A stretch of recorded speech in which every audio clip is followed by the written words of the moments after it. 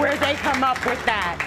No clue whatsoever where they come up with 4 men. That is not true. And as far as him saying that he was in jail, I have proof right here that he didn't get arrested until 2 days after the baby was born. So if he was in jail, I'm not communicating with you. I'm communicating with your son. I'm his mom, though. You're not being truthful. Right. Be honest. Tell the truth. You covered your son ass. let's get some order. You stand there right there and just watch her, man, with no kind of emotions, knowing that she's struggling with your son. Because I know where it's coming from. Try to give up what I give up. That's when you call yourself a father, boy, bro. that's not mine. Paying child support for a kid who's not even yours is like buying a ticket to a concert for a band you don't even like.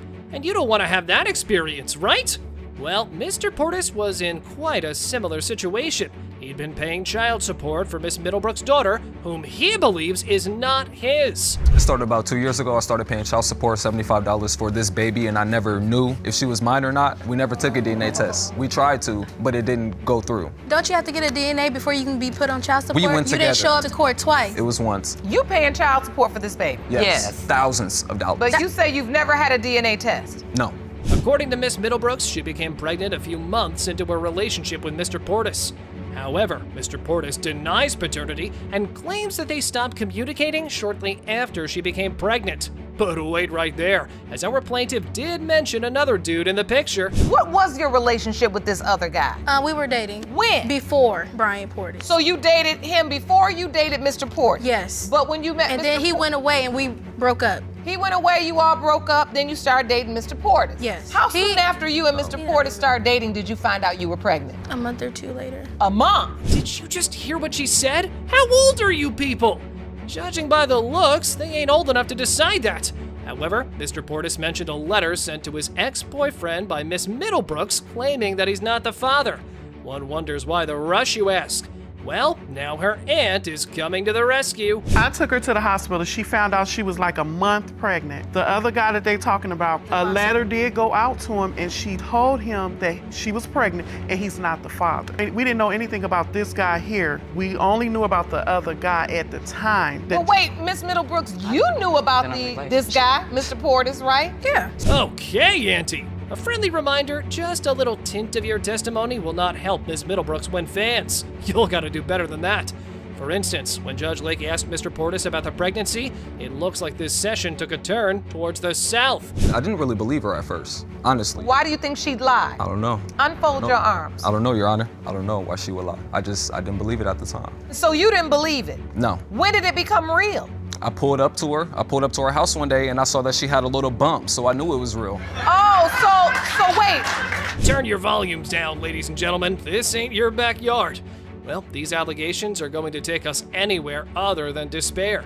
But hold on to those mobile screens, paternity peeps, as our Mr. Portis here explains the climax of his doubts. Oh, man. Her ex that she was dealing with had contacted me on Facebook. He was basically saying, like, Jasmine, does she have you on child support and stuff like that? And I'm like, yeah, she does. He was like, that's crazy because I'm taking care of her too.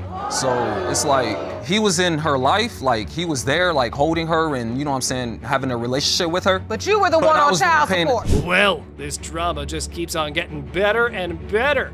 When the aunt was asked when Miss Middlebrooks found out she was pregnant, she was labeled as being the father. She said something that made us all jump to the conclusion. What an emotional wreck! Was there some point where you told Mr. Portis that he was not the biological No, father? I never told him he was not the dad. Did she ever tell you you were not the dad, Mr. Portis? Yes, Your Honor. She told me that I wasn't the biological father. She told me to stay out their life. Don't talk to her. Don't be in I Ava's told life. you Don't if do you're none gonna of jump that. in and out, So, you might as well stay away. therefore, When I has stopped he talking to been them. able I to don't be talk to in her them. I don't life? do none of that. Oh, wow. There's no way they can come back from this one. And with all that testimony recorded, Judge Lake finally gets to play scientist and read out the DNA results. Amidst all the chaos, of course. It was the only way to bring closure to this lovely little dispute between lovebirds. It has been determined by this court. Mr. Portis, you are the father.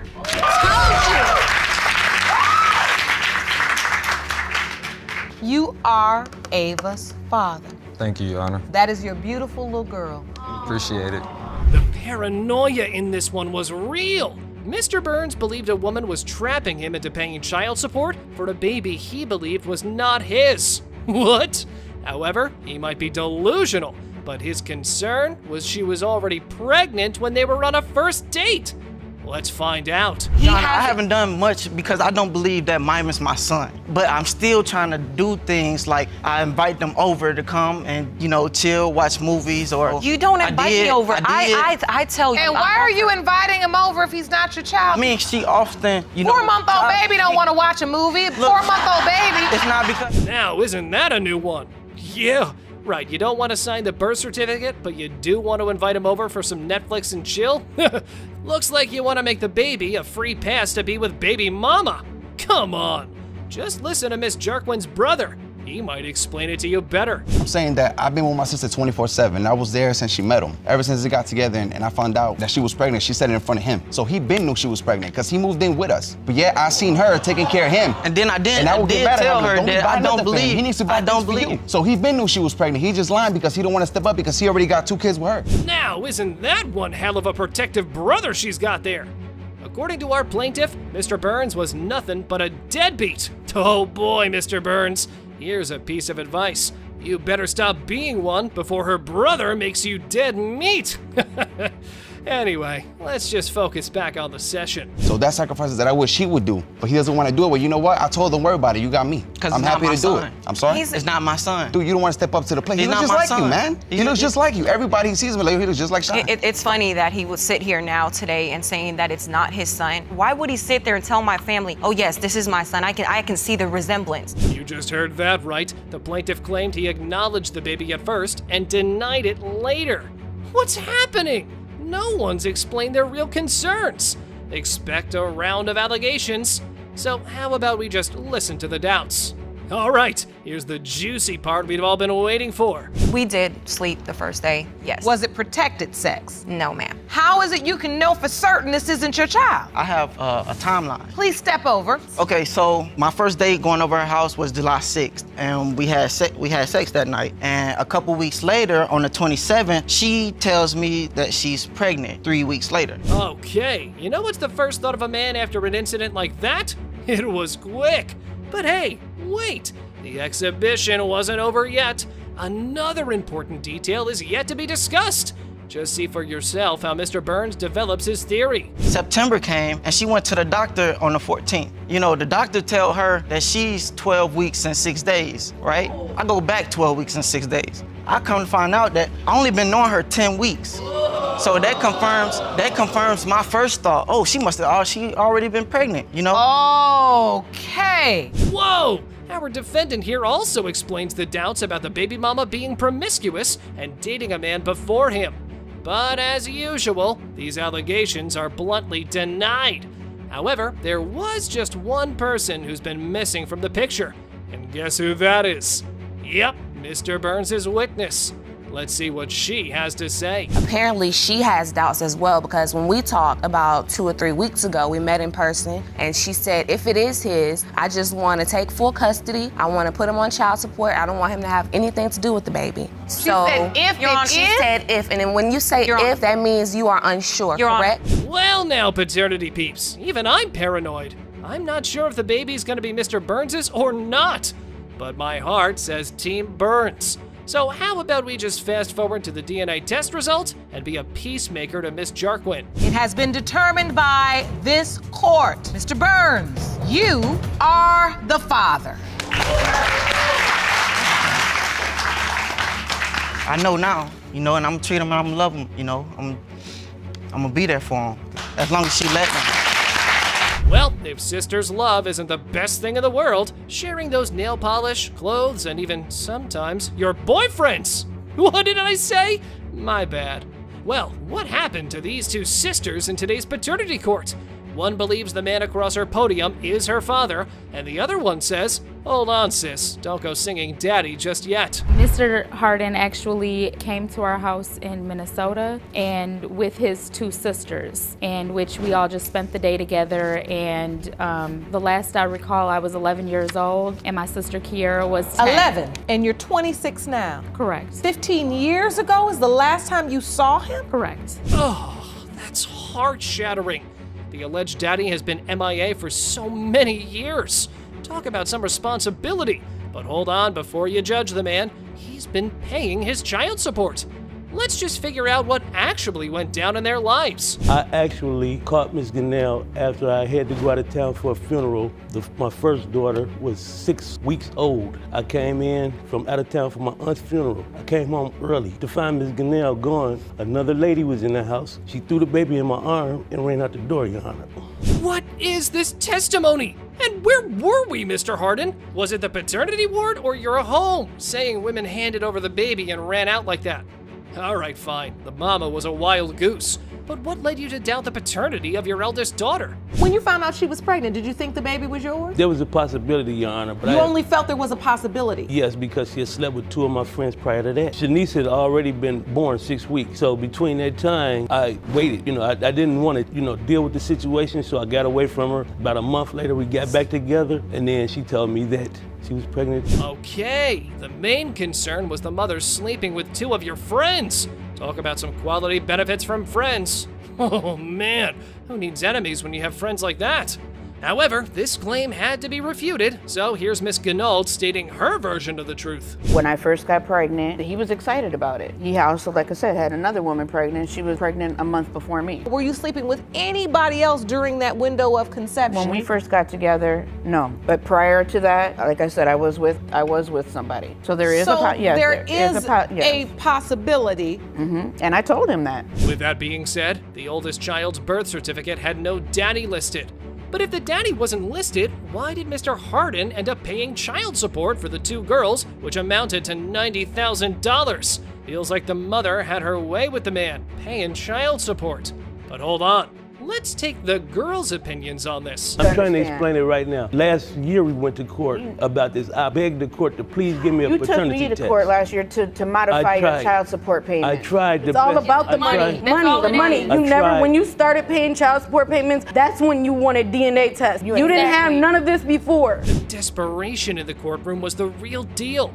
Further testimony also revealed that the daughters were also willing to pay for the paternity test, but Mr. Hardin looked like he drank from the fountain of youth and denied he was ever asked. We went our whole life. He's been calling us our dad. He's been saying he loved us, he missed us, he wants to see us. He's never in our whole life denied us until now. Your Honor, I don't know. I've never actually denied them. Yes, you have.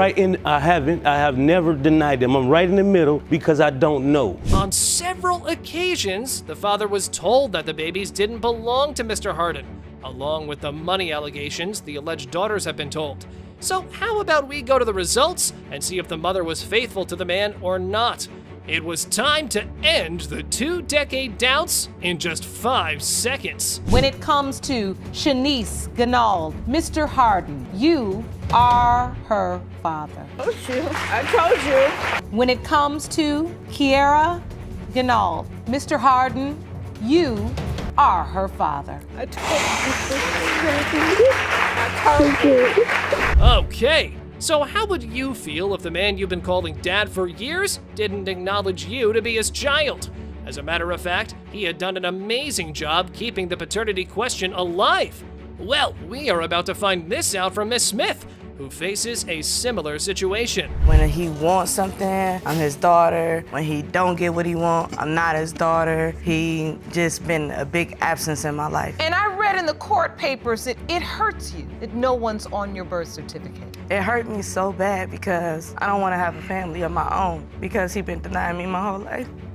Oh, that's gotta hurt. However, the alleged daddy told Judge Lake about his hit-it-and-quit-it relationship with the mother, and both of them were living a fast life at that time.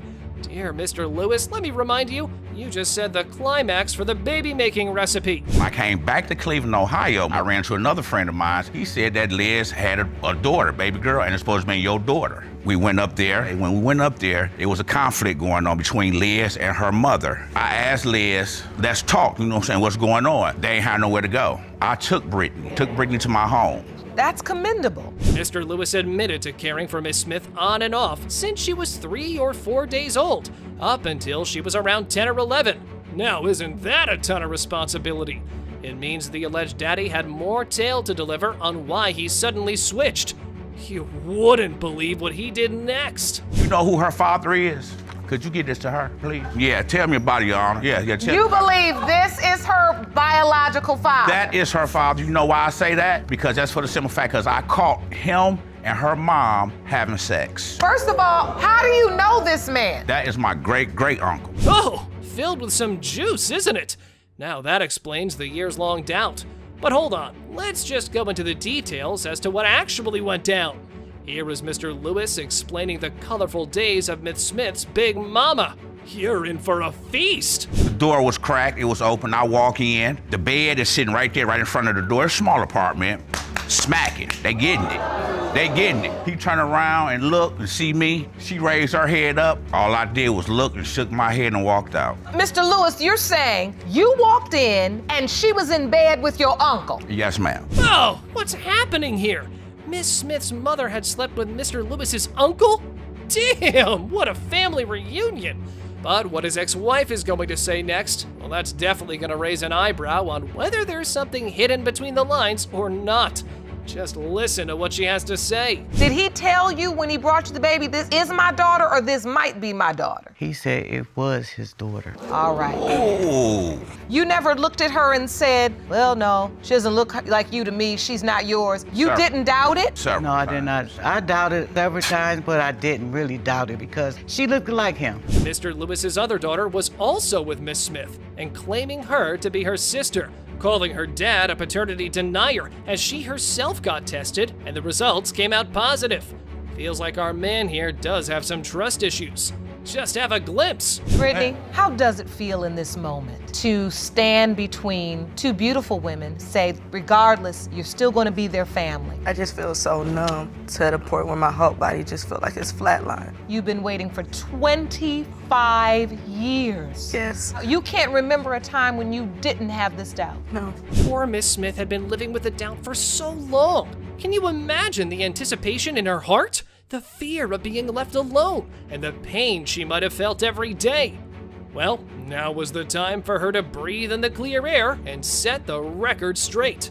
So, here are the paternity results. Mr. Lewis, you are not the father. Oh, bam. God. Tie down. That's her father right there. That's him right there. Oh my God. Thank you. You truly thought this was your biological father. It was just a hit and quit thing, that's all it was. But there's a whole bunch of people here in this world from a hit it and quit, because you can True. make a baby right quick. Right quick, that's true. So, True. what I does agree that with explain? You. I agree. I agree. Let me tell you something, Mr. Babbitt. You can get with smart with me if you want to. You're gonna lose every day of this week. Well, folks, the courtroom drama unfolds as the judge presides over the Smith versus Lewis case. Miss Smith is determined to prove that Mr. Lewis is her biological father, but Mr. Lewis appears to have some serious doubts about that. Buckle up, it's gonna be quite the ride. I read in the court papers that it hurts you that no one's on your birth certificate. That Yes. really bothers you. I don't want to have a family of my own because he's been denying me my whole life. Me and her, we got to dating. Wasn't no relationship going on. It was just a hit and quit thing, that's all it was. But there's a whole bunch of people here in this world from a hit it and quit, because you can True. make a baby right quick. Right quick, that's true. Oh, here we go. Miss Smith, she's all like, hey, sign my birth certificate if you're really my dad. Then she's like, why'd you ever bother taking care of me if you don't think I'm yours? And you won't believe it, the crowd goes wild with applause. Then she's digging deep, asking Mr. Lewis how long he played babysitter. He spills the beans about their custody situation. Some games, right? Him trying to be a fake father to me my whole life. Hey. One minute he was there, and the next minute he wasn't, like he was a ghost. I just don't understand how you can take somebody, treat them like they're your daughter sometimes, the rest of the time they're not. Because your mother should have And came he forward and always said that's why. stood me up. He made me wait 25 years to get a test. Mr. Lewis whips out a photo thinking he's cracked the case. He's like, this dude right here, he's the real daddy. And guess who? It's Miss Smith's great-great-uncle. Mr. Lewis, he's so sure, he's all like, yep, that's the guy. But get this, he claims he once walked in on Miss Smith's mom and this guy having a romantic rendezvous. That's the case. If she's my daughter, yes, I will stand up. I want her in my life. You If can't she's deny mine, nobody if you don't have facts first. that's her dad right there. That's her dad right there. So, do you agree with Miss Smith's testimony that you were inconsistent raising her? Oh boy, Mr. Lewis goes on to explain his hidden misparenting style. He says, "I've always been on the road," and Miss Smith's mom, well, she's whispering who knows what in her ear. He even suggests she painted a not-so-great picture of him. Then, just when you think he's admitting defeat, he's back at it, swearing that the other guy is still the real dad. Ms. Moore, I'd like to ask you, what do you know about this case? He had brought me his daughter. He told me he had a daughter. And I seen Brittany for the first time, and I said, wow, she looked just like you. And just to be clear, you are Mr. Lewis's ex-wife. Yes, I am. I started, consuming that what he said, this was his daughter. I took care of her for a long time. Well, finally, the judge steps in and gives Miss Smith a well-deserved nod. She's like, "Girl, I see the agony you've been carrying for a quarter of a century because of this whole dad scene." It's like someone finally turned on the empathy switch. Will this roller coaster never end? You've had this doubt. You can't remember a time when you didn't have this doubt. No. And you've had to live with it. Yes. No child with the pain of this kind of doubt. That's what paternity secrets and paternity issues do, and that's why we're here to get down to the bottom of it. Hold on to your seats, the moment we've all been waiting for. The judge grabs the mic and goes, "Drum roll, please." Then she drops the bombshell. DNA test results are in. The whole courtroom is on edge, and Miss Smith's heart must be racing like a race car. Will this revelation finally put an end to the paternity puzzle? The suspense is killing us. You are not the father. Oh, bam! God. Ta-da! That's our father right there. That's him right there. Oh my God. Thank you. You truly thought this was your biological father. Mr. Tinch wants his $59.98 back, claiming the baby stroller might not be for his supposed daughter. Miss Grubb thinks he's just afraid to grow up and denies any cheating. She's countersuing for $2,435, half the child care costs. There's another potential father waiting in the wings, and Miss Grubb's not happy about spending over $5,000 on their child. Quite the family affair. I mean, I believe the baby isn't mine because she has none of my features. None. Blonde hair, blue eyes. You did give Ms. Grubb a stroller. I bought the stroller while she was pregnant with the baby. You did? Yeah. And you bought that willingly? Yeah. It was a gift? Yeah, sure. Okay, you have to understand, Mr. Tinch, gifts are not revocable. Once you give a gift, you can't take it back. However, Mr. Tinch raises doubts about paternity due to the timing of his girlfriend's pregnancy revelation and her admission of kissing her ex. Miss Grubb asserts she was 4 weeks pregnant, not a week and a half, questioning why he signed the birth certificate after being present throughout her pregnancy. So, Ms. Grubb, you have 2 children. And how old are you? 18. 18 years old. Yes, Your Honor. With 2 children. Yes, Your Honor. So you were a teenage mother. You still are a teenage mother. Yes, Your Honor. You say when you went to that doctor's appointment, you were told or informed that she was about a week and a half pregnant? Yes, ma'am. Okay, paternity peeps, we've got quite the love triangle here. Our speaker's been the stand-up guy, supporting the woman and her son from way back, even relocating for her pregnancy. But there's a twist. They signed that birth certificate not entirely sure of their place. Then enter Mr. Boatwright, another contender for the dad throne, who admits to a little smooching during a visit. Love and doubt in the air. I believe Mr. Tinch is just using me as an excuse to not take care of his responsibility. Miss Grubb and I is just friends. I was out of my son's life for the first year and a half because I was scared. I was young, I admit it. I grew up into the man I am today just to take care of my son. You need to stop using me for an excuse. Step up and take care of your responsibilities. Nobody else is but you. Oh boy, there's confusion as Mr. Boatwright's confidence surprises the judge. Miss Grubb accuses Mr. Tinch of not being around for their child Natalie because he was out partying. Mr. Boatwright mentions Natalie doesn't look like Mr. Tinch, and they discuss visitation and where they live. You know, this is the exact reason that teenagers do not need to be having kids. They need to be getting their education and doing something productive because you two haven't even figured your own lives out yet. Now you're 18. How old is your oldest child? 4. Things get real. Mr. Boatwright points out that Mr. Tinch's parenting advice doesn't make sense since Miss Grubbs' grandma looks after his child. Judge Lake becomes the wise teacher, telling the young parents to finish school and think about college. She says education is important. Miss Grubb wants money back for taking care of the child, but Mr. Tinch didn't do much except buy a stroller. Lots of lessons here. If $15 per can. Yes, that's about right. 8 cans per month times 21 months, $2,520, which totals $4,870. I can't rule on this until we find out the results, though. These expenses she's outlined, have you paid for any of this? I've paid for some formula. The moment we've all been waiting for, Judge Lake reveals the DNA test results. But hey, I'm not about to spoil those for you. Let's just say things got even juicier in this courtroom spiral. There were some truth bombs and maybe even a twist or two. It has been determined that the biological father is Mr. Tench. How does it feel, Mr. Tench? Your doubts are put to rest? Yeah, feels good. Feels really good. Oh, what a lovely family saga we've got here.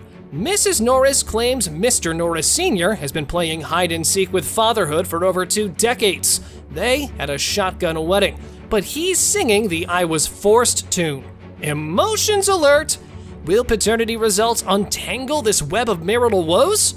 Stay tuned. His grandmother said that I wasn't his father. I don't believe that. And if she did say that to him, it was because she was just so fed up. You all got married in the yard. Yes, ma'am. At that time, you had just had your son and named him Junior. Yes, ma'am. So Yes, you Your named Honor. after Senior over here. Yes, Your Honor. Time for the blame game. Mrs. Norris fires back, saying Mr. Norris Sr. was the cheater, not her. But hold on. Mr. Norris Sr. insists that Grandma dropped the not the father bomb due to anger.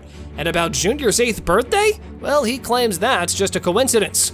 The plot thickens in this family feud. Was there any doubt with respect to the paternity? No, ma'am, not for me. I've always knew he was his father. And what about from Mr. Norris Sr.? Did he take care of Junior? Was he present in his life?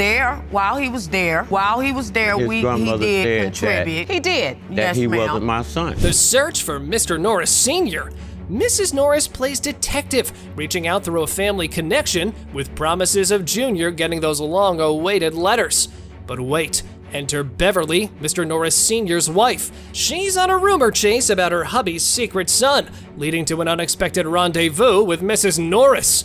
Talk about intrigue, huh? To get to know him, and then he sits you on his lap, and the next thing you know, he's gone. On the subject situation of my father not being there, induced a great deal of anger, upon me, and I acted out in different subject ways, as in got in a variety of fights. I was very rebellious. All right. Oh, the tangled web of lies and deceit! Mrs. Norris feels the sting of betrayal as Mr. Norris Sr. spins a yarn about their marital status to Beverly. She's had enough and demands the ultimate truth serum, a paternity test. High feeling continues, and we're all waiting with bated breath for that big reveal. Everything, because there was nothing to lie about in the first place. So now what? I don't believe. I love him. I didn't think I was married. He told me he divorced me, and I spoke with Beverly and found out that we were still married. I was like, what? I'm still married to this loser? You didn't. I mean, that's why I'm here today. Whew, the heartstrings are being pulled here. Mrs. Norris pours out her love for the son she thought belonged to Mr. Norris Sr. But wait, it's the moment we've all been waiting for. The paternity results are in. Will the truth shatter hearts or bring closure to this riveting family saga? You are not his father. I told you he wasn't my son, Your Honor. Well, I believed he was, and I do apologize. And I accept. It's a real nail-biter in court today. Judge Lake is calling the shots. Miss Hanger's convinced that Mr. Babbitt is avoiding his duties as a parent to their daughter, Chloe. She's dead set against a paternity test. But Mr. Babbitt, he's sure as the sky is blue that he's not the dad and wants that DNA test.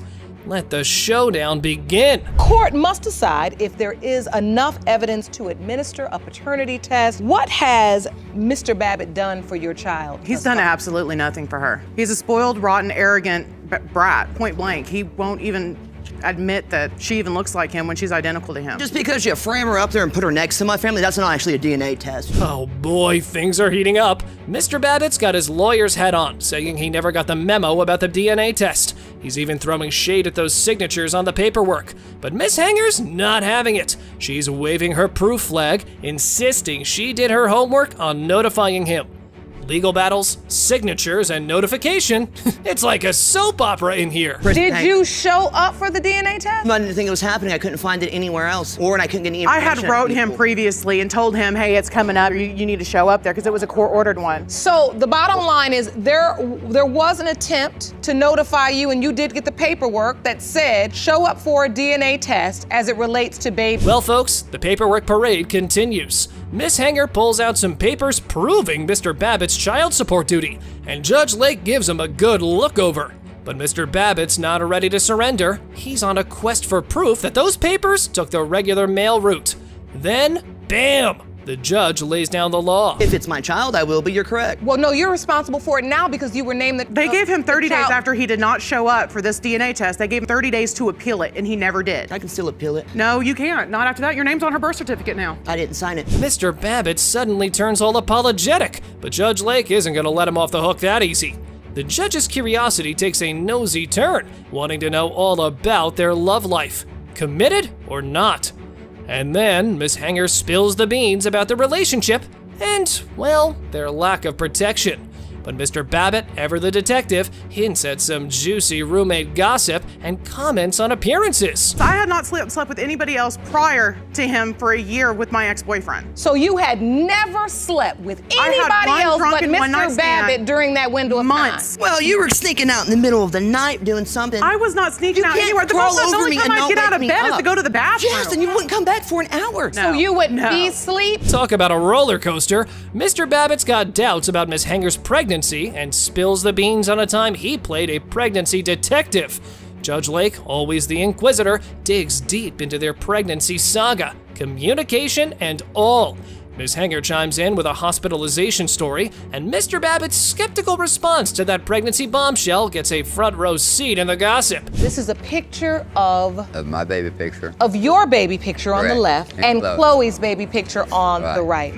Plus, Chloe has so many tendencies, looks, and mannerisms as Royce does. It's really hard to deny. We've gone through this with the first job. All right, folks, Judge Lake's time to drop that bombshell. DNA testing's a go, thanks to some fancy evidence. But the suspense doesn't end there. We're in for a wild ride as the judge unveils those DNA test results. There's some secrets and a moment of truth. It's a thriller with a side of popcorn. Mr. Royce Babbitt, you are her father. I guess. All I want is an apology, Royce. All I want is an apology for her. Not standing in here acting like you hair flipping, mama crying about her son being dead, you rolling your eyes like you can't understand why, and I know you in here being disingenuous because there's no way in the world a mother can do that to another mother that's lost a child. And that's why I looked at you and said, why? What's going on here? All right, paternity peeps, here we go again in the world of he said, she said. Miss Smith was on a mission to prove that Mr. Hopkins was the dad of her little one, Kamaya.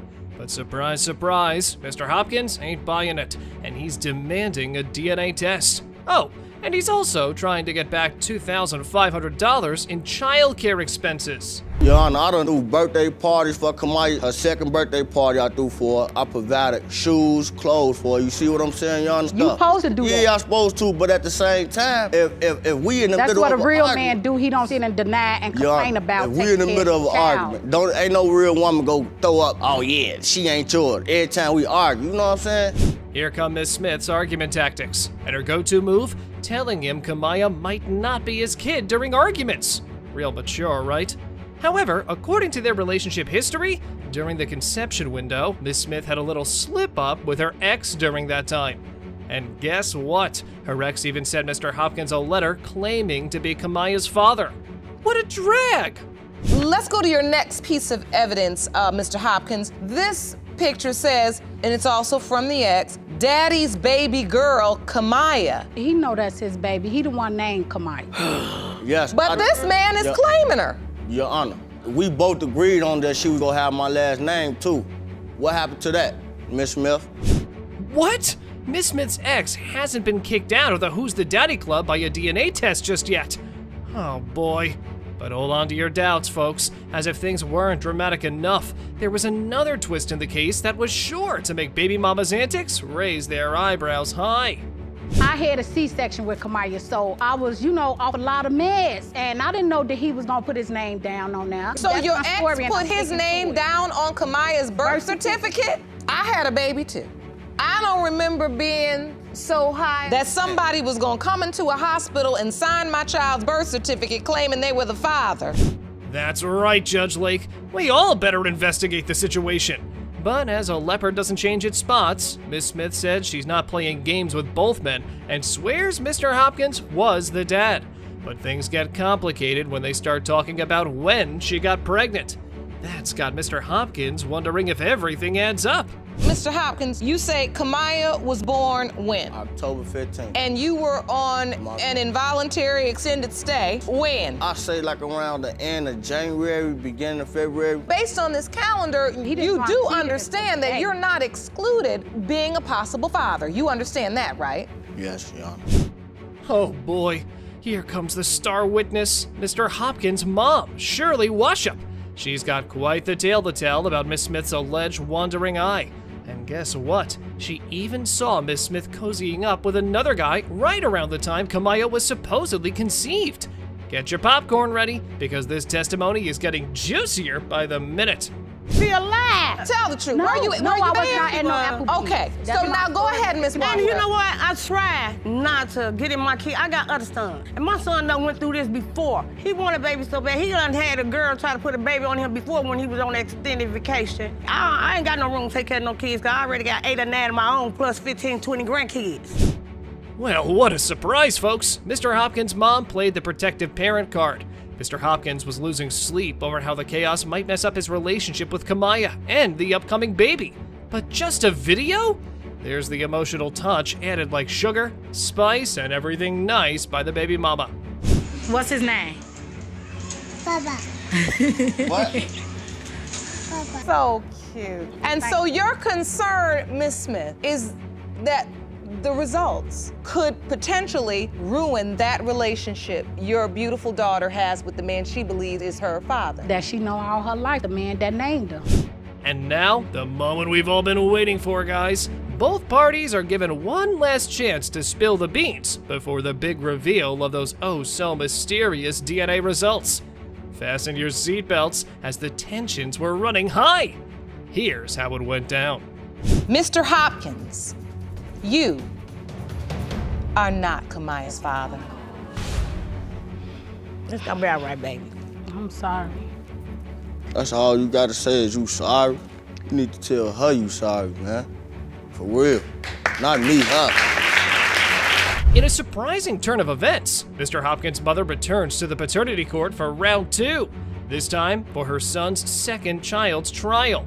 However, there's a shocking twist. Mr. Hopkins himself is absent from the proceedings. Any guesses for the reason behind his absence? A heartbreaking revelation that he has passed away since the first paternity test. Ms. Washup, you previously appeared in this courtroom with your son regarding the paternity of the defendant's daughter. Yes, ma'am. Previous time you were in this courtroom, Yes. it was determined that your son was not the child's biological father. A few weeks after I sent you away for that prenatal test, your son was tragically killed. Yes. I'm very sorry. So guys, we're back in the drama-filled paternity court, and with us, Miss Smith's also back, claiming Mr. Hopkins is the dad of her toddler, Jovan Jr. She's all about those DNA results today. But hold your hats, because Mr. Hopkins' mom, Miss Washup, was here casting doubt left and right. There's a part of you that wants Yes. this baby to be your grandchild. Sure do. I still have a part of him here. And I know he wanted his son, he wanted one, and hopefully this is his, and I'll feel at ease. But I don't want to be attached, and then you just up and snatch him out of my life anytime you pleases. Well, our alleged granny did share her hope that the child is her grandchild, and she still feels a connection to her late son through the child. Talk about a psychic testimony! However, Miss Washup mentions her reluctance to get attached to the child due to uncertainty. Well, we can't blame her after the first test results. I didn't even know she had the baby until I seen pictures on Facebook, like when he was like 2-3 months old. So when you did go into labor, Ms. Smith, and you know for certain that this is your child's family, you didn't call and say, I just want to let you know I'm going into the hospital? Actually, I called her and gave her the wrong date that I was having a C-section. On purpose? On purpose. On purpose, yes, I did. Seems like the baby mama might need a memory jog on what happened last time. It's like an unwanted guest that just won't leave. But hold on tight, because it looks like Judge Lake had a key to the attic, ready to dust off those old memories. The last time we were here, the child that they thought was Jovan's biological child, I thought that they was his. were unfortunately informed it was not. So you do have to understand that there may be a tad bit of fear going into this, that we are hoping and praying that history doesn't repeat itself. What happened before set the table for this. Oh, the defendant sure had some creative dodging tactics up their sleeve. But wait, as we dug deeper into the testimony, it all boiled down to the classics: money and social status. Looks like we've got a front row seat in this financial and social security scene. I don't call and ask nobody for nothing. I handle my child on my own, all my kids. It's just as well she I mean, I want money. Where it's at? Call like Social Security, like you didn't call Let me Social get Security. it. I called Social Security yesterday. I did do that. I'm finna have his baby next month, so I don't need pamper. I don't need milk. I don't need clothes, huh? Exactly. Yeah, you need Come it. on now, get it together. The judge had to drop a reminder bomb on Ms. Smith about kids needing families, as both sides weren't going easy on each other. As our defendant was not too keen on dealing with Miss Washup, for her, it's all about protecting the little one from the heartache of his dad's passing. Aw, that was just sad. If you go have the beat, then tell it. You in the courtroom, you're not standing in here acting like you hair flipping, mama crying about her son being dead, you rolling your eyes like you can't understand why, and I know you in here being disingenuous, because there's no way in the world a mother can do that to another mother that's lost a child. And that's why I looked at you and said, why? What's going on here? With ample testimony in the books, it was high time for the paternity puzzle to be solved and put this blame game to rest. After all that drama and finger-pointing wasn't doing anything good for the baby's well-being. So brace yourselves for the grand finale, the DNA results. Mr. Hopkins is the father. Go on and say it, I'm ready. Is the father. Thank you, baby. That's your grandchild. Ms. Smith, you've come to this courtroom to prove and to show that your assertion is true. That is Jovan's biological child. Keep your volume up for this one. Miss Allen's like, I hope the DNA magic can finally prove Adriana's dad is Mr. Brewer, and we can all live happily ever after. But hold on to that fairy tale, viewers. Mr. Brewer's got his medical degree from the School of Doubts, saying it's impossible he's the dad. Stay tuned to see if science can untangle this mess. So tell me why you have this doubt. One day her phone went off and I was like, what's going on, you know? So I ended up looking at the phone. And when I looked at the phone, it was one of her friends' name. But when I started reading, it wasn't no friend. Oh. It was another man. So. And what did the text message say? One of the text messages that I read was like, you know, I don't want to wear a condom. Mr. Brewer's got his detective hat on, claiming he stumbled upon some fishy text messages on Miss Allen's phone, hinting at some secret rendezvous with other fellas. But wait, Miss Allen isn't the one to back down. She fires back, accusing Mr. Brewer of his own suspicious late-night chats with an old flame during her pregnancy. The drama just keeps on coming.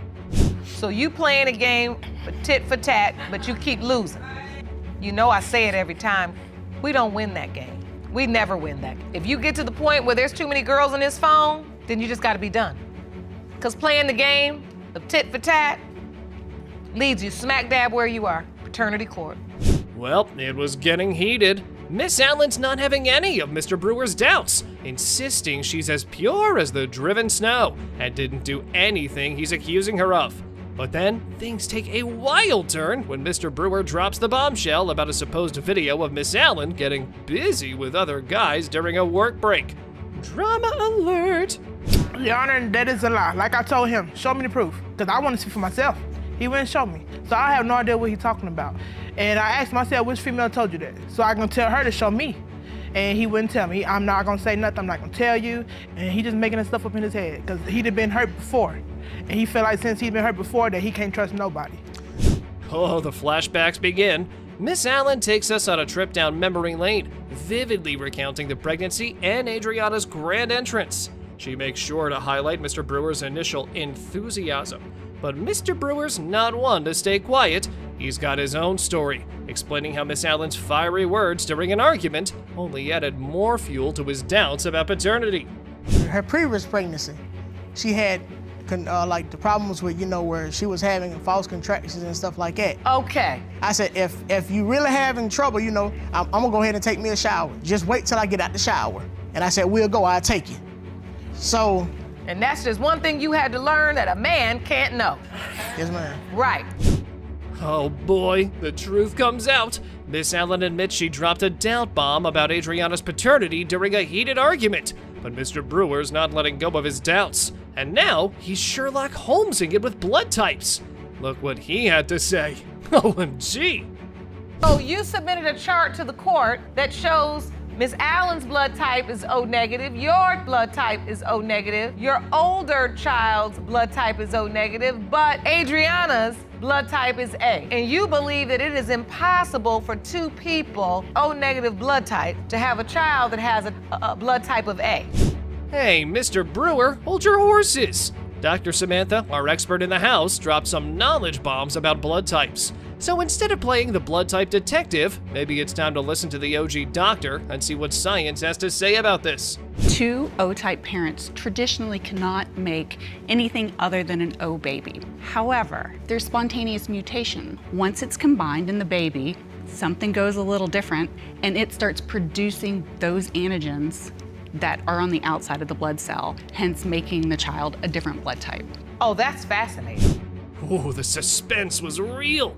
Dr. Parks, our scientific guru, dropped a truth bomb. She's like, hey folks, spontaneous mutations might be rare, but they can mess with blood types. And just like that, it was the last puzzle piece before the DNA results. Get ready for that big reveal. It has been determined by this court. Mr. Brewer, you are the father. Are you happy? Yes, ma'am. Yes, Your Honor. I'm excited. That's my baby. I got two babies. Well, isn't this a real roller coaster?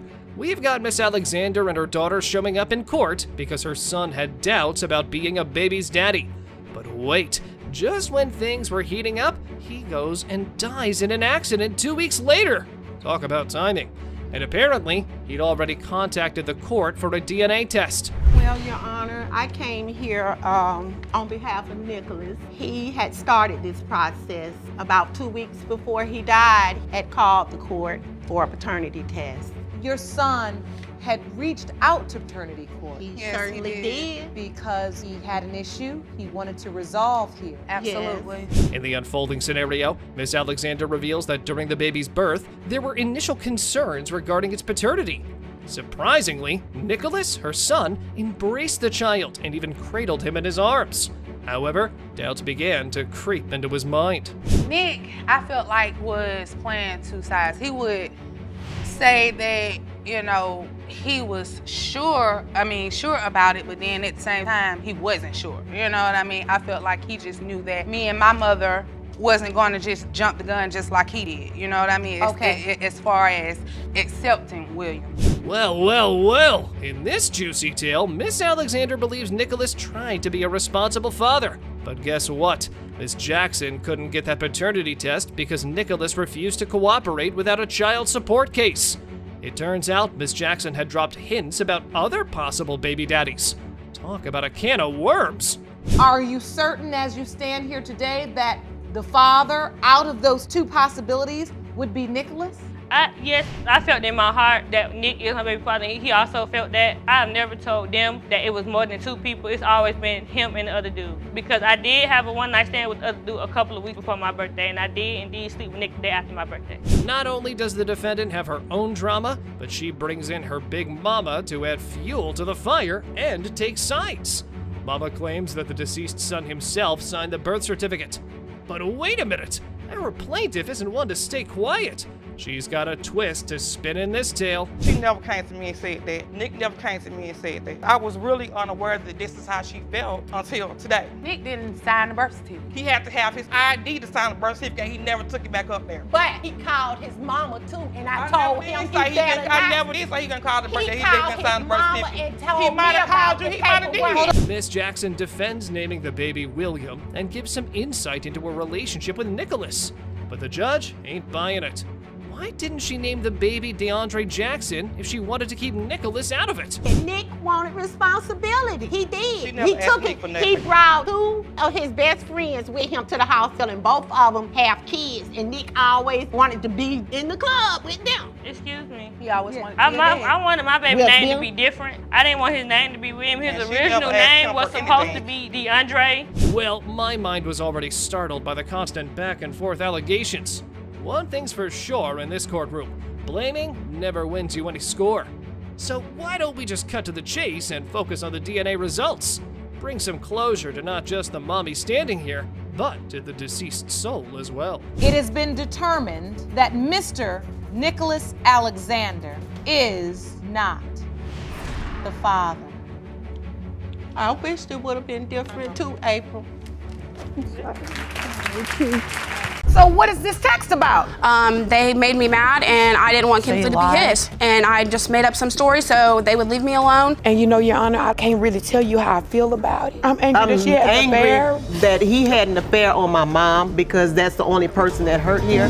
Well, here we have Miss Bennett, who's been enduring 4 years of Mr. Grant's persistent denial of parenthood, all while chasing him down for $5,000 in child expenses.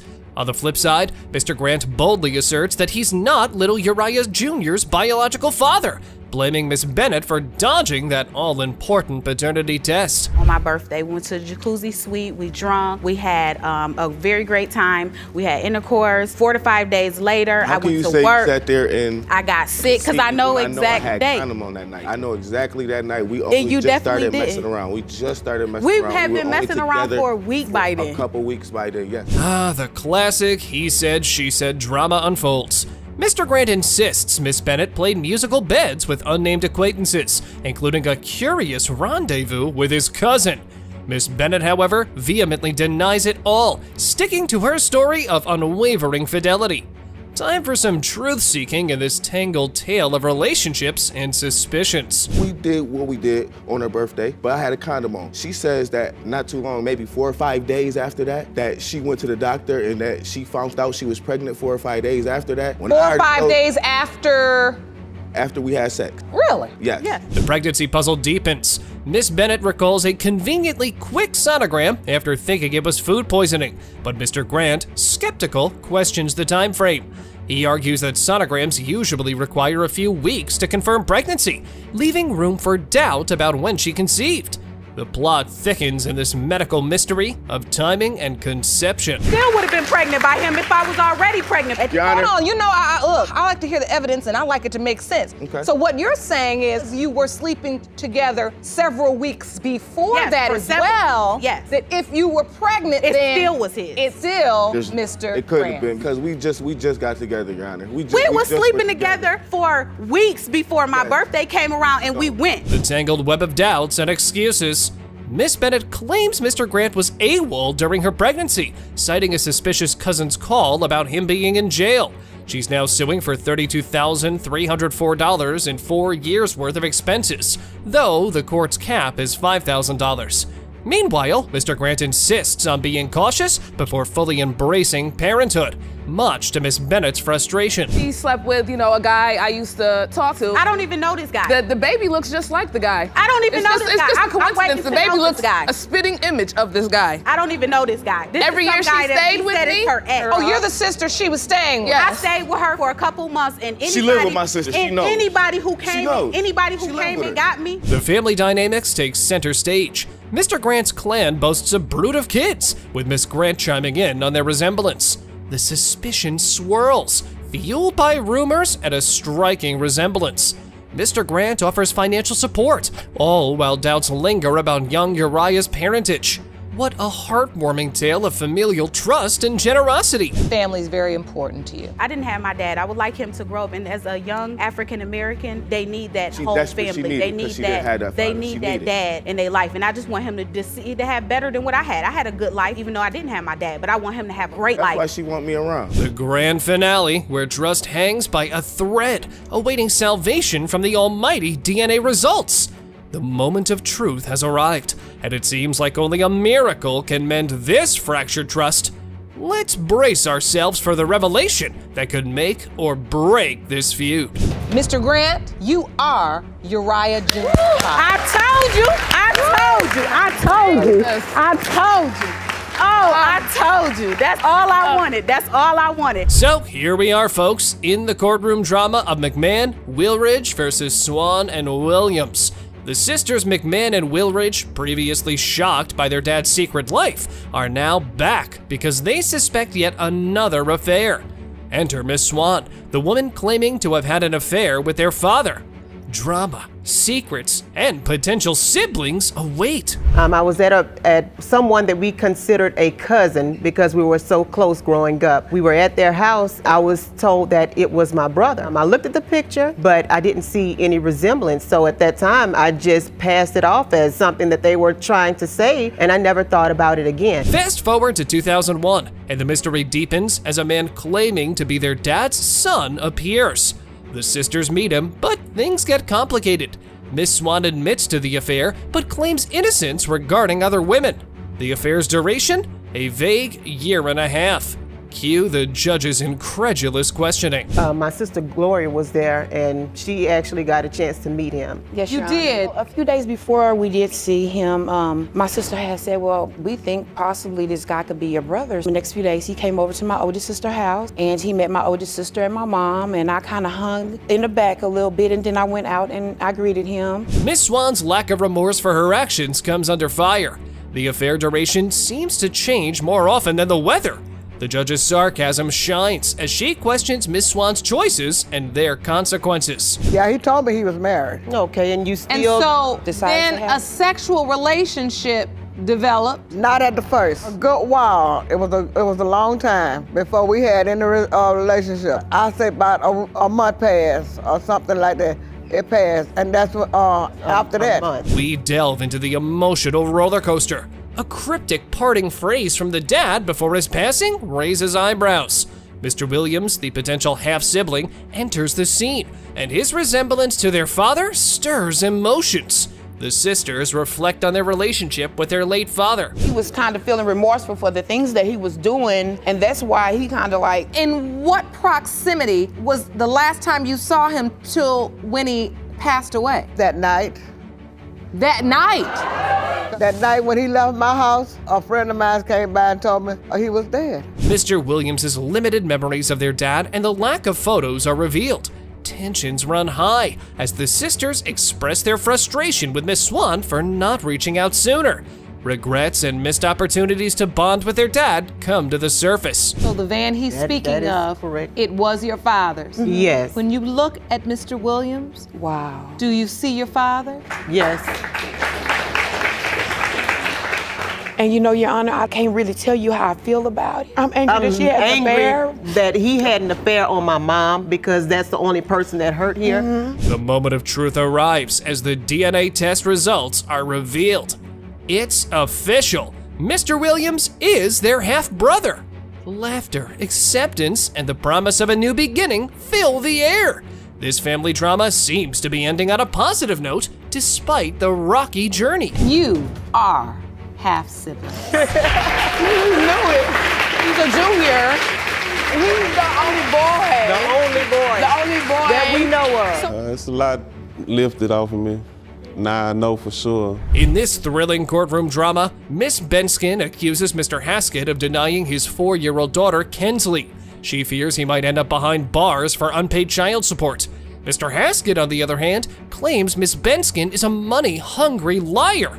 Drama ensues. You need to get this legal situation out in the open, get the paternity confirmed, because you fear Mr. Haskett is about to go to jail. Yes, Your Honor. So, Mr. Haskett, you have not been supporting the child? No, Your Honor. All right, whenever he has a job, it does get taken out of his check automatically. She has received money. It's not like she hasn't got anything. The courtroom circus continues with missed court dates and child support woes.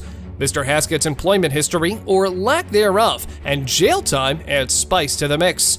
Meanwhile, Miss Benskin is here to do him a favor, apparently by proving he's Kensley's dad before he becomes a jailbird. Well, he doesn't show up, that's his fault. That's not mine. So after a series of rescheduling of the court date, you missed the court date and were named the father by default. Yes. Yes, Your Honor. So now that you're named the father by default, you are now responsible legally for child support for this child. Yes. Yes, Your Honor. Even though you have never had a DNA test. No. Let's take a brief intermission to explore how their relationship evolved from friends to something more. However, it all hit the fan when Mr. Haskett rekindled things with his ex, leaving Miss Benskin to doubt about their child's paternity. Trauma meter rising. Went to a party. What was the nature of the relationship in your estimation, Mr. Haskett? Friendship. Just a friend. Yes. This was not you trying to start a It relationship. started out to be something different, but Margaret came back into the picture and he wanted to be back with her, which I understand. They have a daughter together, but doesn't mean he has to push my daughter off to the side. Okay. Hold on to your gavels, folks. There's a bombshell. Mr. Haskett believes another man could be Kensley's father due to a car kiss and a cryptic Facebook message from Miss Benskin. She denies this and stands firm, saying he's the only possible daddy. Cue more eye rolling and gasps from the audience. I had an ex-boyfriend prior to this, but it was a month or two before I even started talking to Brandon. Mr. Haskett, you said no when I asked her that question. yes. How do you know that? She had came over to my house, but she had told me she had to pick up her friend from work. And after we had picked him up, he got in the car, he kissed her on the cheek and said that he loved her. Now, let's dive into a bit of text message drama. Miss Benskin admits to sending a deceptive message to stir the pot, suggesting another man could be the father. But wait, there's more. Mr. Haskett claims someone told him he was the father of another child. Wait a minute, Miss Benskin, you just testified that you never ever had a question or an issue with any other man being the biological. And I didn't. So what is this text about?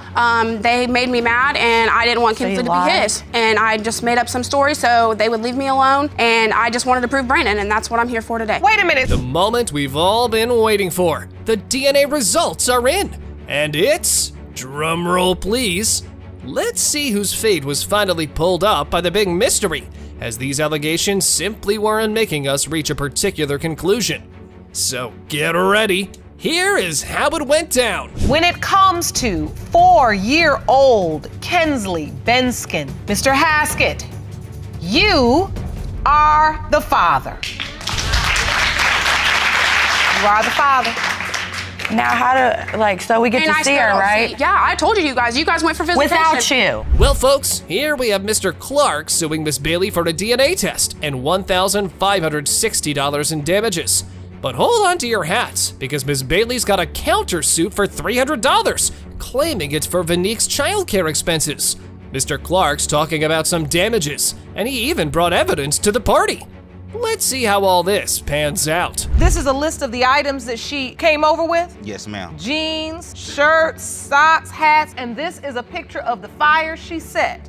Yes, ma'am. You have a combined total of $1,560. Ms. Bailey, did you set that fire to his clothes? Yes, I did, Your Honor. I really did, because I was mad. So, Miss Bailey spills the beans, confessing to roasting Mr. Clark's wardrobe. The judge then dives into the damage report. But hold on, folks. Miss Bailey's got an explanation for her fiery antics. We're in for a roller coaster as the court explores their rocky relationship, cheating allegations, and Mr. Clark's health struggles with chemotherapy. Grab the popcorn. Are you guys interested in having children? And we both like, yeah, it's like, well, there's an 80% chance that he can't have children during his chemo. So you know I can't have kids. But there's still that 20% that he can't. That was like, do y'all have $500 to, get his sperm and we can inject you or whatever, have a child? And we didn't have the money at the time, and so I normally come on like at the end of the month. Well, things are heating up in court. We've got ourselves a discussion on whether Mr. Clark might be the father. But wait, there's more drama. Mr. Clark's got doubts and throws out some cheating allegations. Plus, they're dissecting the impact of chemotherapy and Mr. Clark's age on his baby-making abilities. Ms. Bailey announced she was pregnant, that there was an 80% chance that this would negatively affect his ability to have children. It depends on the type of chemo, the dose, the age of the patient. However, if you ask for general statistics, it is about 77%. All right, folks, we're getting an earful about Mr. Clark's chemotherapy journey. Then, we've got a medical expert schooling us on the significance of a semen analysis. Fascinating stuff. But oh boy, it's not all science. Mr. Clark's dropping that 20% bomb and accusing Miss Bailey of some slippery business with condoms.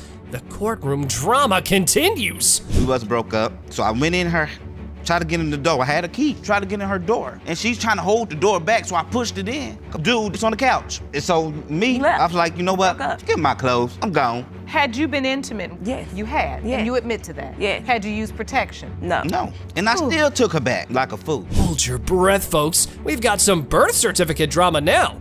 They're quibbling over what to call the little bundle of joy. Then, Mr. Clark's current squeeze steps in with her 2 cents. But wait, there's more! They're scrutinizing the baby's features, like they're casting for a Hollywood role. The courtroom was a real circus. Sit back down because they don't got nothing to do with it. So, Mr. Clark, you actually submitted a baby photo of yourself. Of myself. Yes, yes. So when you look at that photo, that's you on the left as a baby, and then she look like you. That's Vanique on the right. Yes. You don't see any resemblance. Ladies and gentlemen, the moment of truth is upon us. The judge is about to spill the beans on those all-important DNA results. But before we get to that, there's some cash on the line. Damages awarded to Mr. Clark for his crispy clothes. The suspense is killing us. Mr. Clark, you are not the father. I wanted him to be there. She looks just like him. Sometimes we just want something to be true so desperately that we make it so. I know the powers me and my brother possesses, so I know, you know, you like one, you like the other, Your Honor. He look like me, she look like me, my other sisters and brothers look like me, and we all look like our dad. He has no resemblance. 2 identical twin brothers, 1 child, and a whole lot of drama. A perfect recipe for chaos, if you ask me. The Wiggins brothers brought the defendant to court to figure out who was the father among the 2 of them and put an end to this question. However, the baby mama claimed there was only one father, as she doesn't remember sleeping with the other. Wow. You both claim you had sexual relations with the defendant, Cecily Williams, and say you believe one of you may have fathered her child. Yes, ma'am. Ms. Williams, you recall having sex with only one of the twins. Yes, Your Honor. Hold on to your hats, folks, because we're about to land smack dab in the middle of a real-life soap opera. So the brothers had a hip, happening life, and it's a miracle they haven't come to court sooner, given the type of activities they were having. The Vegas life. And yet, Miss Williams claimed she was only busy with 1 twin. I never had sex with him ever. Look at him. Why would I want to have sex with you? I look like you him. You need to stop lying. You need to stop lying. He's a better looking twin. He's a better looking twin. And you see You that? don't have anything And you going see for that's yourself. the thing. That's my thing. I know the powers me and my brother possesses, so I know, you know, you like one, you like the other, Your Honor. Well, these guys sure lived by a bro code. A questionable code, sure, but a code nonetheless. And that was the reason Mr. Marcus ended up with a baby mama, because according to him, the other twin already had a girlfriend at the time. Yup, a girlfriend and this party lifestyle. Go figure. My brother, he actually had a girlfriend at the time. It's a code of honor we have. Oh, I'd love to hear that. So if it's... Doesn't sound like anything is honorable about this party, but I'm listening. What is the code of honor? Well, basically what he's saying is, if that ain't your girlfriend, then it's open play. She's open. I get it. All right. Next up, we got to hear from Mr. Bryan dropping some major relationship tea. It had been established that Miss Williams previously had been with 1 twin. She had feelings for him, and when you introduce alcohol into the mix, ding ding ding, a night to remember. Or in this case, not so much, I guess. That's See, the Nessie, thing. That's the you thing. wasn't there, My so you problem cannot is, say anything. I know her. She likes to You have know sex. me. It wasn't hard. You know no, me. I know that you try to have sex. No. likes- You try to have sex with me. Where were you think That's you 'cause was you at like last it. night? She could be mad at me, yelling at me all day, and come the end of the night, I slide in, and she's not gonna turn me down. Well, we finally established that stupid people make stupid decisions. And while the baby mama believes she was positive she hadn't played the tango game with the other twin, her memory was still fuzzy.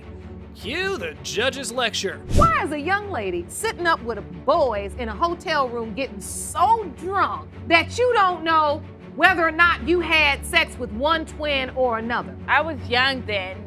I made stupid decisions and things like that. So I can't really, justify my actions because I was young and I did do stupid things. Once a second is always a second. True in this case, as Miss Williams had been the second choice to Mr. Bryan, and so her baby received the same treatment as such. Furthermore, the said girlfriend also bore a baby around that time, so the baby daddy had his hands full. And I decided to give her a call. I gave her a call. She said, yeah, I'm pregnant. I went to the doctor. I got the paper of the ultrasound and everything. I'm like, okay, go ahead. Meet me at this place. Bring the paper. Because I wanted to see her, and I wanted to see the paper. So about an hour later, we meet up, and she says, oh, I forgot the paper. So the news of the pregnancy was not well received, and after ghosting each other for a while, these guys ran into each other. And so the baby was formally introduced to them. And yet, the baby daddy still denied it. When she showed me the phone, I'm looking at the pictures, I'm going through them. I'm like, okay, she did have him. He don't look nothing like me. You don't look nothing like him, Your Honor. But the next day, Your Honor, this is the picture of him and our son. The next day after I told him he had a baby. Oh boy, it was about to get even juicier. Mr. Marcus made some old claims, insisting he had not only one, but 2 encounters with the baby mama. And so when he got to know about the pregnancy, a light went off in his head as well.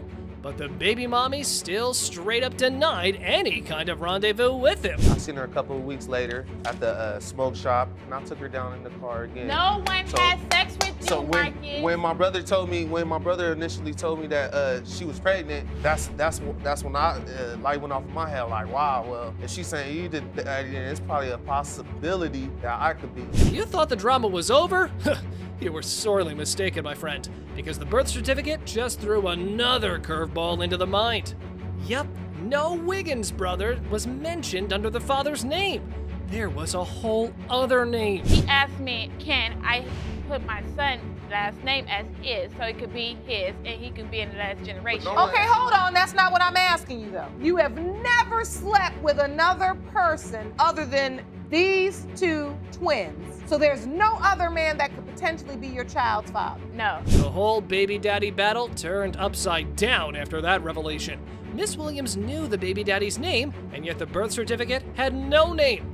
Following this train of thought, the baby mama ended up going on a rant, only to be stopped by Judge Lake. Is this child still deserve to know who his father was if you were so sure? What it seems like to me is that maybe you weren't so sure.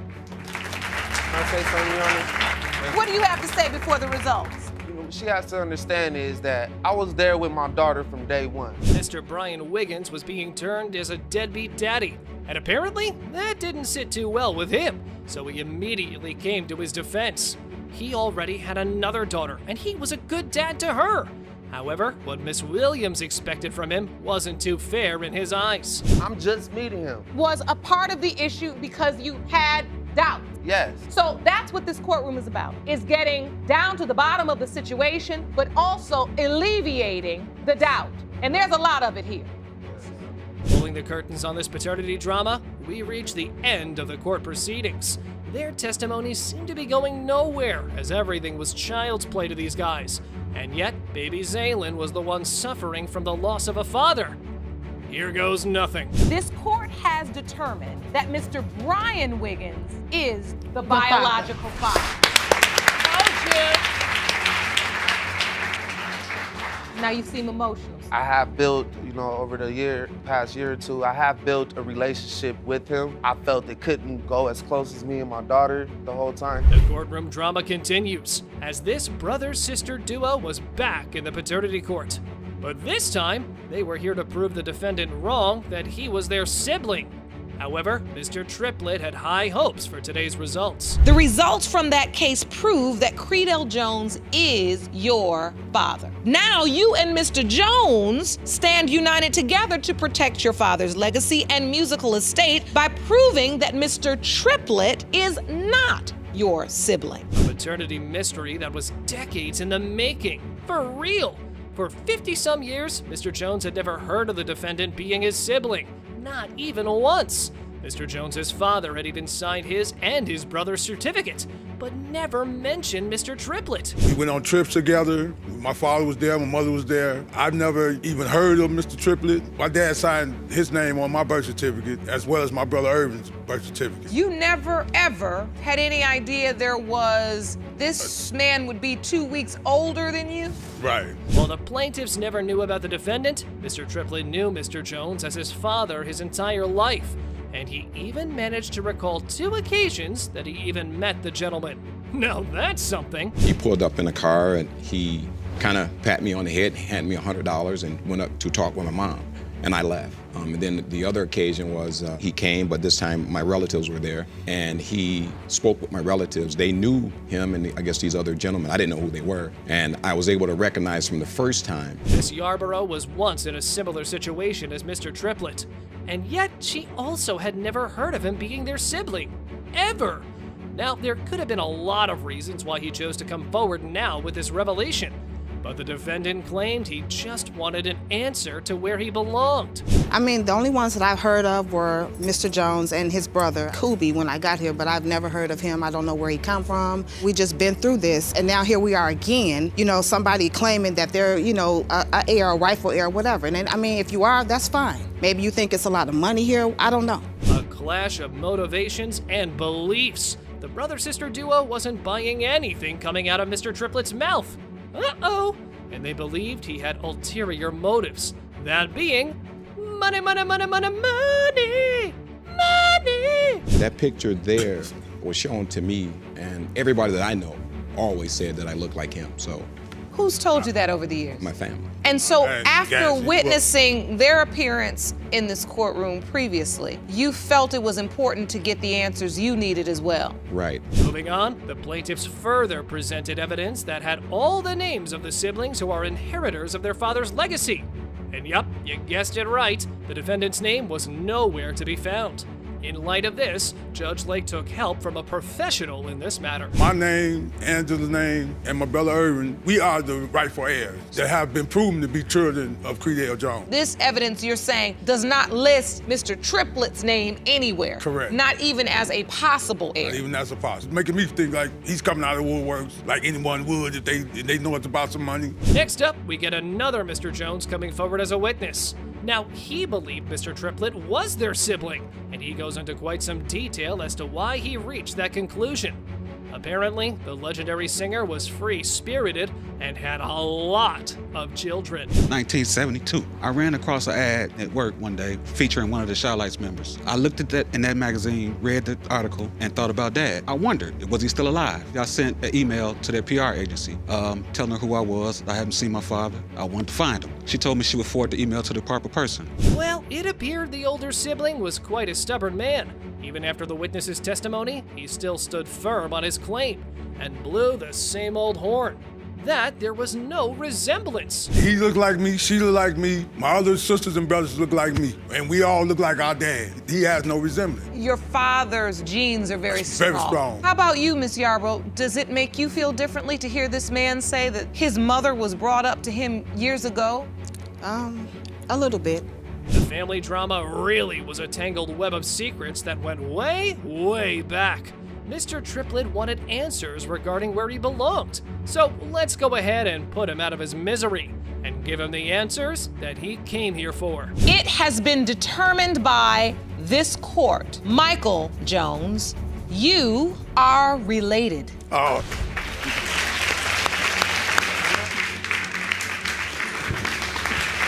I apologize. That's all right. It's all right. It's all right. Thank you. Miss Slade brought the defendant to court because he denied paternity. If only it was simple, right? Apparently, Miss Slade accepted sleeping with the boyfriend's friend. However, Mr. Simpson claimed it was not only him and her friend that she slept with. And so the doubt began. You argue that not only did Miss Slade admit to having sex with one of your friends, but there was also a third man who you believe could be the father of her son. Yes, ma'am. That man you claim is your brother. Mr. Simpson certainly had a wealth of information about the baby mama that he just could not wait to deliver. Apparently, he had a bunch of credible sources for this info, while the plaintiff denied the rest of it and only accepted what she had stated before. We actually have a conversation at my grandmother's house with her and the other guy. They sit there, I bring them together like I'm gonna do. If it's something I heard, I'm gonna bring you together. I wanna know the truth. All right. I asked them about it in my grandmother's kitchen, and both of them sitting there looking stupid. Did y'all have sex? Y'all done did something while I was He's gone? throwing stuff on me, Your Honor, because that's all he did. Next up, we got to hear why the baby daddy strongly suspected Miss Slade also slept with his brother, and he set the scene out pretty graphically. The guy had a flair for the dramatic, it seemed. My brother get oral sex from another woman. So now I thinks to myself, okay, you telling this story, y'all telling me that, oh yeah, okay, old girl was doing this and doing that, but you're sitting here watching. So that's the first time I'm like, really? And then they go on to finish the story off that they stayed there. Well, it was time for Mr. Leah to grace the court with his presence. And he had a lot to share about the baby mama.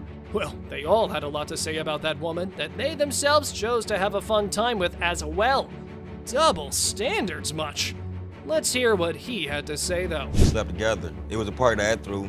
You know, everybody was drinking, having a good time. And it wasn't just me who had slept with her. You know what I'm saying? I went to the room with her first, and I came back out and went back about my business. But it was other guys in and out that same night.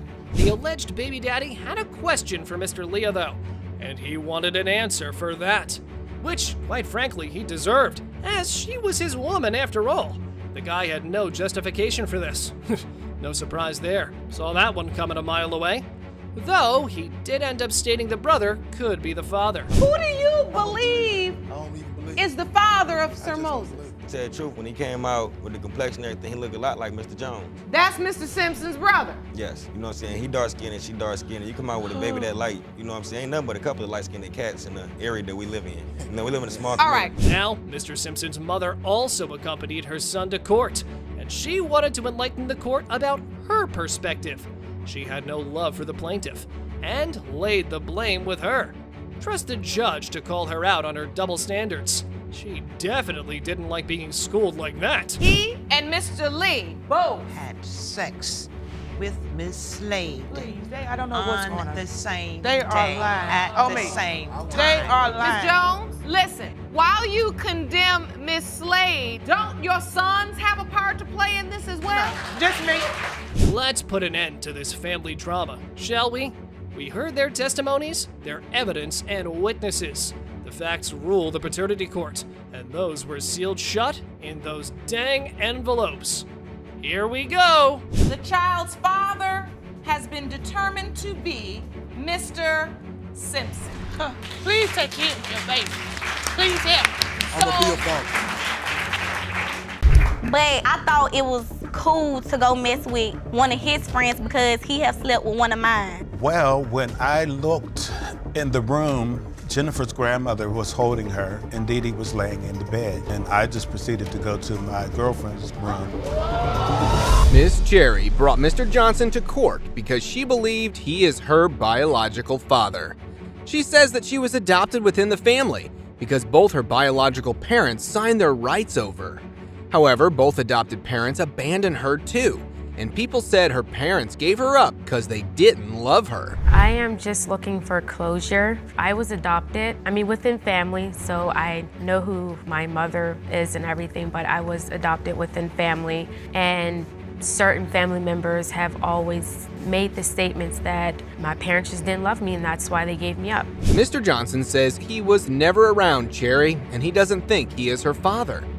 He says he's very sympathetic to Miss Cherry's journey, but doesn't think he's the father because a family member of Jenier's mother told him they'd found the real father already.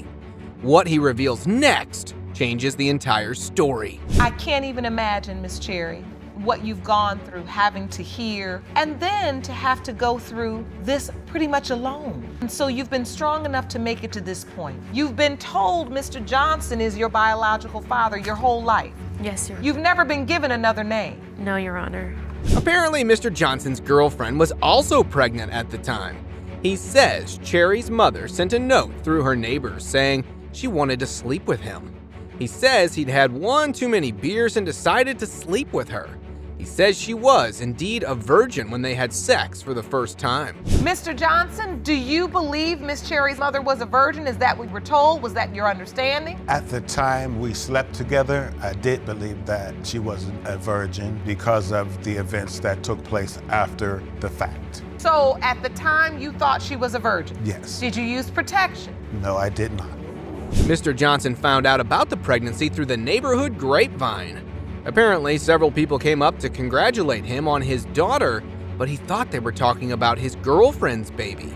He went to the hospital to visit his son after his girlfriend gave birth and experienced the shock of a lifetime. When I got to the hospital, someone had said, "Are you here to see your daughter?" Did you say, "Where is this baby?" Well, when I looked in the room, Jennifer's grandmother was holding her, and Dee Dee was laying in the bed, and I just proceeded to go to my girlfriend's room. Turns out his girlfriend and Miss Johnson's mother had given birth at the same time in the same hospital. He says most people thought he was there for Miss Cherry's birth, which was not the case. He says someone in Jennifer's family told him they'd found the actual father. Will the DNA test finally tell us something? Mr. Johnson, you are not the father. I'm so sorry. It's okay. I was hoping to get closure for you today, Miss Cherry. It's okay. You are so deserving and worthy, and even though I could not give you the answer you wanted, I've given you one of the answers you needed. Mr. Nicola appears in court in tears while talking to Judge Lauren about his potential baby. He says the child he believes is his son has a great bond with him and is very attached. It makes him emotional that this might be the first child that he'll get to see grow up. However, what Judge Lauren reveals next changes everything. What type of relationship have you developed with Errol, Mr. Nicola? I come home from work, he smiles, crawls over to me. I leave, he cries until she comes home. He's just like my little buddy. And what does that relationship mean to you? Can you tell the court? It means more than anything because he's the first one I'm actually going to get to see grow up. After Mr. Nicola reveals that Errol could potentially be his cousin, Mr. Eddie's child, the courtroom is shocked. He says he will be happy for his cousin regardless because it will be his first time being a father. He says he will also be happy for the woman he loves, Kyla, as she previously suffered a miscarriage. That this could be your cousin's baby. Does that eat away at you? Yeah, but at the same time, I'm happy because it'll be his first. And I'm happy for Kayla regardless because me and her had our miscarriage and it really tore her apart. Your mother submitted a statement to the court. The real shocker comes when Judge Lauren reveals Mr. Eddie and Mr. Nicola's mothers are identical twins. Talk about a situation that can tear a family apart. Both mothers submitted statements to the court saying they believe they are the true grandmothers and are very attached to Errol. Mr. Nicola's mom is even involved in his full-time care. She says, "I believe my son is Errol's father." When she took the pregnancy test, I said, "Okay, who's the dad?" And she said it had to be Nathan because her and Cordell hadn't done anything. I even offered to pay for a DNA test when Errol was 2 to 3 months old, and she refused. Mr. Eddie's mother says the confusion has caused a huge rift between the identical twin sisters, and she hopes today's results will heal it. She says she even offered to pay for the DNA test, but Kayla refused to get one done. Miss Endicott, who is the third sister, says Kayla has been telling both men that they are the fathers. What do you know about this man? I do know that she tells Nathan all the time, "You're the daddy." Then she'll go back to Cordell and say, "You're the daddy." I just want it done and over with. And if it's Nathan, that's cool. He needs to be a daddy, be in the life. And if it's Cordell, she needs to leave Nathan alone so he can go on. Mr. Eddie says he wasn't even at the birth because Kayla had an emergency C-section that Mr. Nicola was around for. He hopes today's test goes in Mr. Nicola's favor because Kayla has tried to cut Mr. Eddie out of hers and Errol's life. Judge Lauren asks Kayla if anyone is on the birth certificate, The answer will shock you. Oh, you put Mr. Nicola on the birth certificate, yes. Was that because he was with you or because you all made a decision? Was it a three-way consultation? No, Your Honor. He was there at the birth, and I felt like Nathan wasn't even ready if it was his own son because he didn't have a job. He didn't have a vehicle. He still lived with his parents. That's when Kayla reveals she put Mr. Nicola on the birth certificate. When asked why, she says she didn't consider Mr. Eddie because he doesn't have a job or a car, and he still lives with his parents. Judge Lauren says you need to pick the father based on biology, not on how suitable a father someone will be. If somebody told me that I had a son and he was being born, I don't care if I had to hitchhike. I would be at the hospital the day after. So you felt whatever. like because he didn't get there, he wasn't as committed, which only reaffirmed the reason why you decided Mr. Nicola is going to be the best father for the baby. I'm putting his name on the birth certificate. And I believed he was. Mr. Eddie says it broke his heart when he was left out of the birth because he thought Kayla loved him enough to not do this to him. He says if the child is Mr. Nicola's, he's gonna leave them alone and let them be a happy family so he can also heal in peace. So, what's going to be the end of this tragic family saga? It has been determined by this court. The biological father is Mr. Nicola.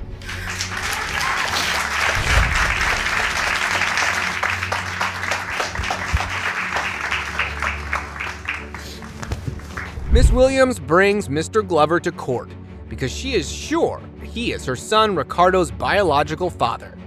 Mr. Glover, on the other hand, completely denies it. Ricardo has cerebral palsy and has a major surgery coming up for which the doctors require the identity of his father. But Mr. Glover says his brother is actually Ricardo's father. Your Honor, I haven't seen this man in years. My son has cerebral palsy. He's undergoing a surgery because now he has a magnetic rod in his back because he has scoliosis, so they're gonna put the real rod, the real spinal rod in his back. I'm not his blood type, so if he need a blood transfusion, he need the absent parent. Mr. Glover says he hasn't seen his alleged son in 5 or 6 years. The last time he saw him was when Miss Williams took him to court for child support. The court required Miss Williams to submit to a DNA test, but she kept putting it off. He said when she refused the second or third time, he just moved to another state. If you truly thought you were Ricardo's father, believed, or that test had taken place, and it was determined you were the father, you would have been happy to be his father. Yes, ma'am. This man took my virginity, so I don't know how he feel. I don't care how he feel, but he took my virginity. This is his child. It's nobody else. Miss Williams says he took her virginity and she did not sleep with anyone else in the time frame that Ricardo was conceived. Mr. Glover says they dated for around a year, but weren't exactly exclusive. The only question left for Judge Lauren to ask is, what made him suspect Miss Williams was being unfaithful? So what makes you believe if she was a virgin when you met her that so quickly after meeting you she would be with other guys too? Because like initially that's what it was. Like besides that I heard something from my mother and it was like after that it just kind of threw me for a loop. I'd like to hear from your mother. Ma'am, please stand and step over to the podium. Mr. Glover says his mother told him about Miss Williams being unfaithful. His mother takes the stand next and says she saw Miss Williams performing various sex acts on another guy in the neighborhood. She also saw her coming out of the same guy's car at another time. This is a shocking development for the entire courtroom. So you're saying you saw her with this person before she was pregnant and then after she had the baby? Yes. Which led you to believe this was an ongoing relationship. I feel like that wasn't the only relationship this young lady was involved in. His mother says Mr. Williams was involved with her other son, and it is likely he is the father. Mr. Glover produces text messages in which his brother says Ricardo looks more and more like him every day. Mr. Glover asks his brother if he's the father, but doesn't get the truth out. Can the DNA test do that instead? Mr. Glover, you are the father. That's all. What's up? What's up? That's your handsome boy. And I just want to say I'm sorry, but like it could have been handled. And like I said, I apologize though. You need to apologize to him too. He'll understand it. Miss Shands has brought Mr. Hollis to court to confirm the paternity of her young son, Aiden. She says Mr. Hollis is her first love and is also the guy she lost her virginity to. When this resulted in her pregnancy, he denied the child.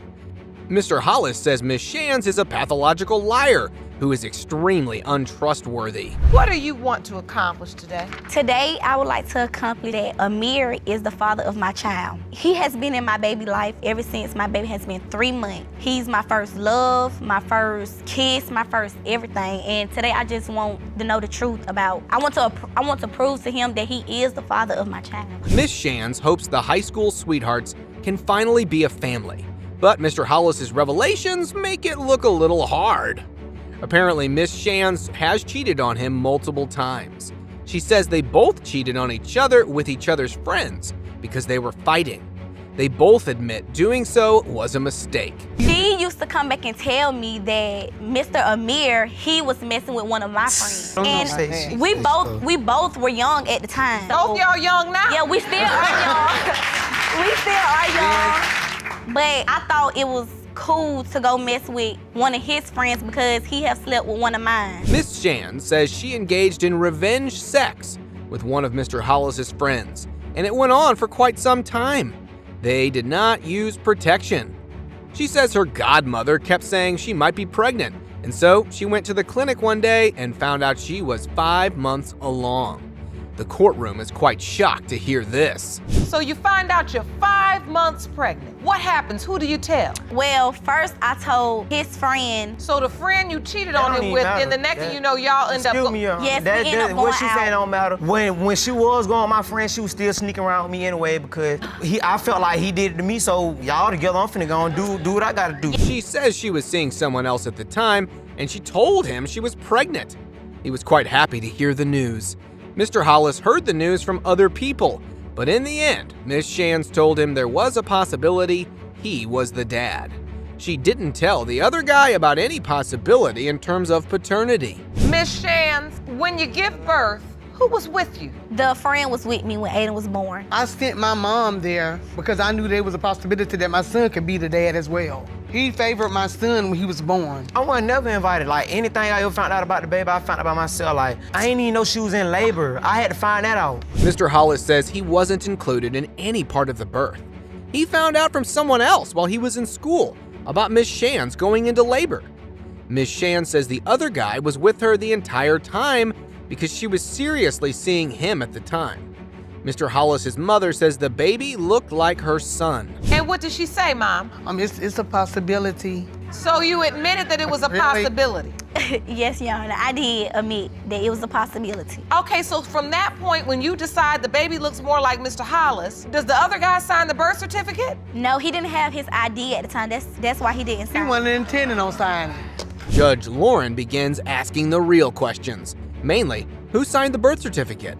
She says no one did because the other guy didn't have his ID on him. When she FaceTimed Mr. Hollis's family, everyone said the child looked like him. Even the grandma says there's a chance the child might be her grandson. So to this day, the other person doesn't know that Mr. Hollis could be Aiden's biological father? He hears it off the streets because everybody on the streets tell him that the baby looked like Aiden, the baby looked like Amir, the baby looked like Amir. He think he is child. But in his mind, he's running around the streets saying, this is my baby. Miss Shands says everyone kept saying the kid looked a lot like Mr. Hollis, which is why she began suspecting the father is actually Mr. Hollis. She says that she's had no such conversation with the other guy, and he's mostly in the dark about this situation.